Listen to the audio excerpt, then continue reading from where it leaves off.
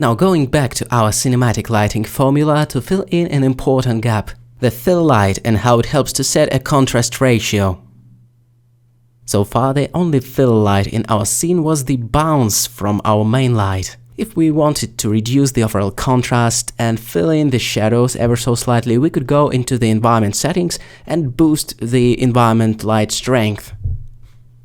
The fill lights are usually placed at the complementary angle to the key lights to change the contrast of the lighting, but here we can get away with the omnidirectional environment light.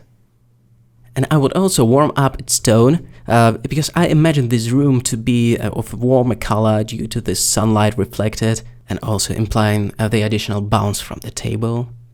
In this case, a solid color for the environment is more than enough to control the fill, but if we wanted to make it fancier, we could have used one of the environments, let's say from Polyhaven, which I love.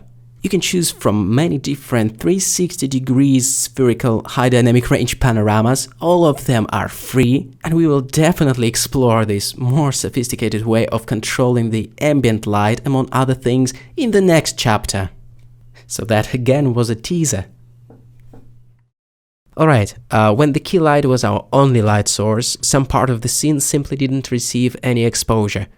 After adding the fill light though, these underexposed shadowy areas can be, well, filled in, and that is essentially how we control the light versus dark contrast. Keeping the fill light pretty low leads to a dramatic change in exposure between lit and shaded parts. Something like 10:1 or 15:1. Such dramatic contrast between key and fill is called low-key lighting. On the other end of the spectrum, the fill light can become so strong that it can virtually eliminate all the shadows, or at least achieve much lower contrast ratios, something like 2:1. That's called the high-key lighting. So ultimately, it is all about increasing or decreasing the contrast ratio for the chiaroscuro contrasty look, or on the other hand for the high-key low contrast look, or any number of stops in between. You decide.